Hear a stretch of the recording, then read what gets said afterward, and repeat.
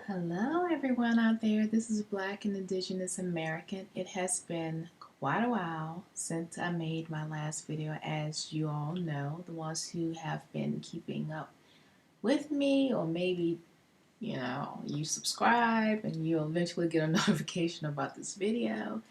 But it has definitely been a while. A lot has changed since my last video, and I just logged on and started going through some of the most recent uh, replies to a lot of my older videos, and I just feel really, really bad that life has got away from me, and again, with everything going on, a lot of changes and stuff, that I just YouTube was the last thing on my mind to be on top of. So anyway, um, I've moved. My job transferred. I have new relationships, and I've been very active on environmental issues, protests, rallies. Um, Trying to think of what else. A lot has changed. Death in my family. A couple of people died last year. My youngest nephew, he was born premature. He passed away a year ago. Um, on the 22nd of March. So it's 2018 now. He passed in 2017. So that was a tough one.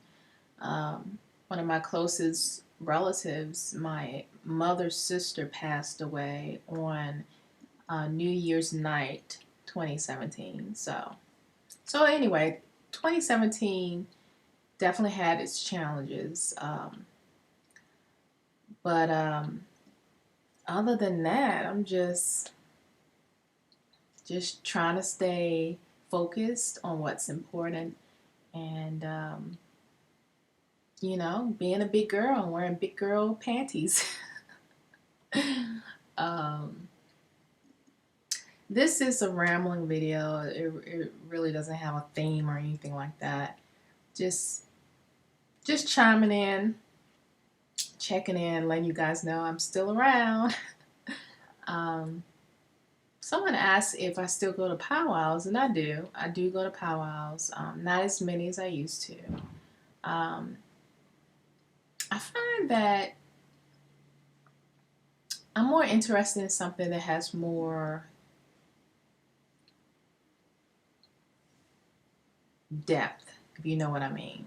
Because powwows in general is just an introduction to a different culture than what most people in the U.S. get to experience. So you have like dancing, singing, and things of that nature. But right now, I have maybe a handful of powwows that I attend every year that I feel a really good connection to. Um, but I don't hit the road and go to all these powwows like I used to, and that's fine. We all we all have our paths that we partake in, and our journeys and things of that nature. And with me, powwows, powwow has its place.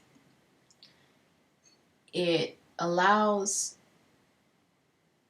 outsiders to recognize that there are indigenous people in their midst. That indigenous people are not some, historical name on, a road, or a name of a river, and those type of markings, but real living, breathing people. So I'm leaning more towards ceremony, as far as doing things that um, allows me to be closer with nature.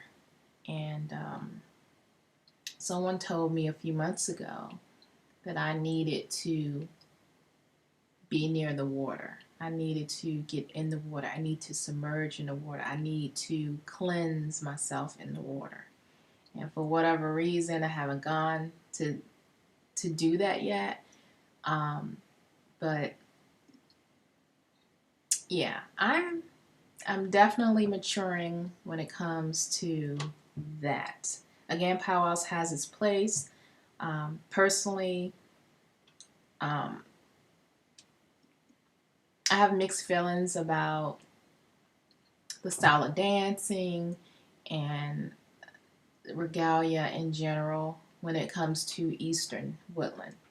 Um, I do appreciate the fact that communities, tribal communities from the plains out west and what have you, have shared their dances and their styles just for powwow. Nothing sacred or anything like that, but just, for powwows. So if you want to compete, these are the specific styles of dance and regalia that is suitable, I should say, for that atmosphere. However, most tribal communities on the East Coast did not partake in powwows. This is not necessarily something that was the norm in this region.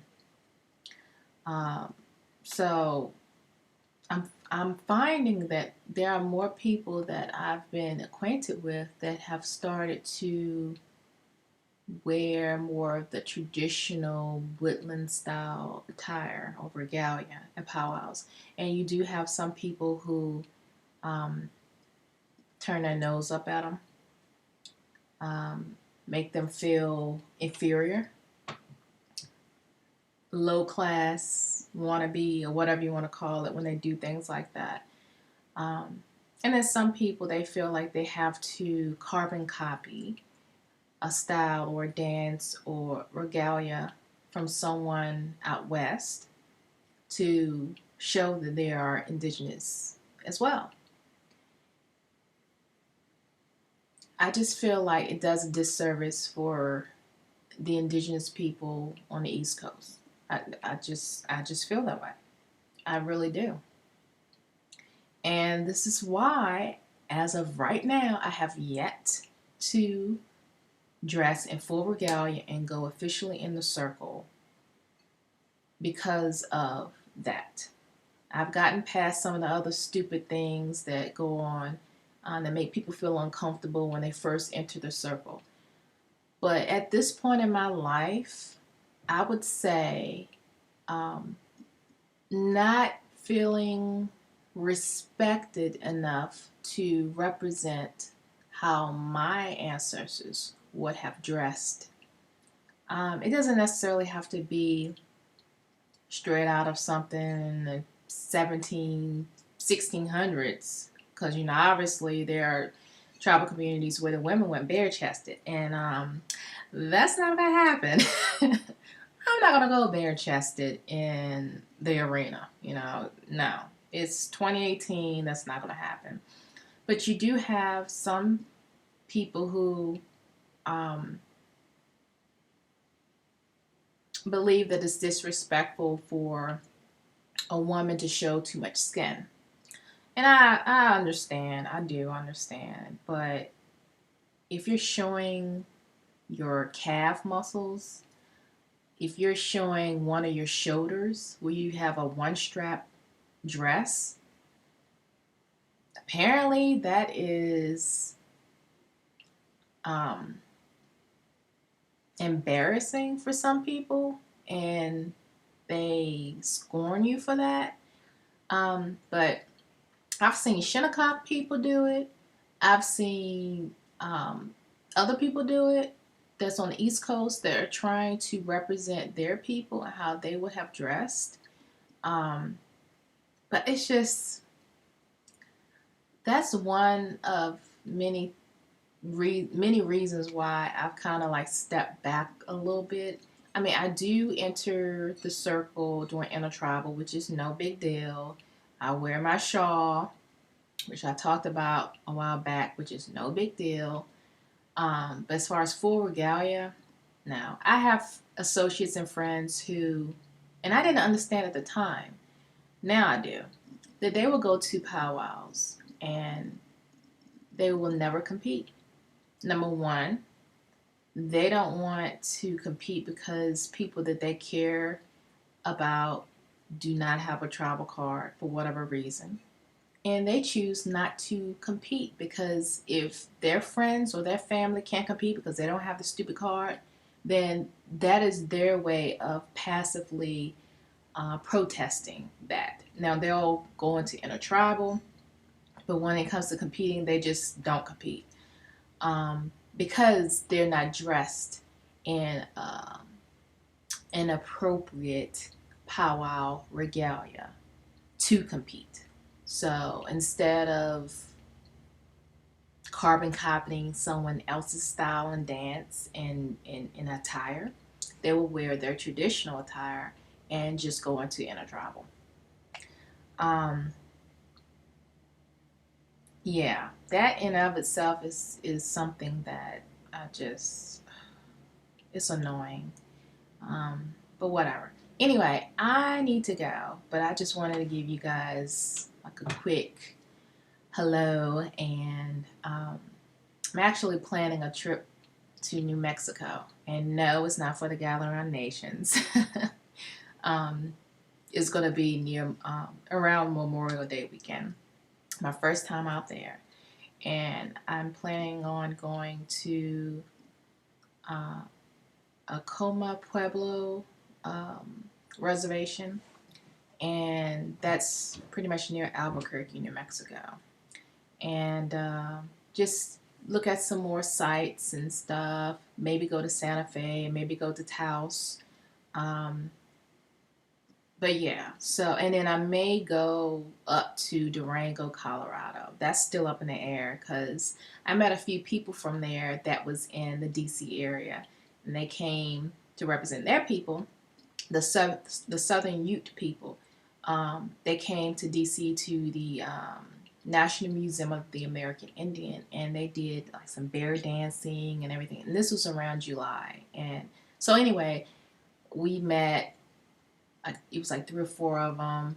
We met, we exchanged Facebook, usernames and stuff, so we can keep in contact with them. So, being that I'm planning on going to New Mexico in the Albuquerque area, it's a good 3.5 to 4 hour drive to Durango. So, why not, right? Plus, they're going to have um, some type of event going on towards around Memorial Day weekend as well. Some types of games or something. So um, again, that I may or may not go. I don't know. There's been a lot of talk about Bears Ears, which is in Utah, which is like maybe 3.5 hours from the Southern Utes Reservation in Colorado. So that is a good 3 hours, maybe 3.5 hours from Durango to go to Bears Ears to see what's up with that. If you don't know what's up with Bears Ears and what's going on with that, I suggest you Google, some stories about what's going on out there. Um, but yeah, right now my life is making a living, protesting and rallying against, anything that will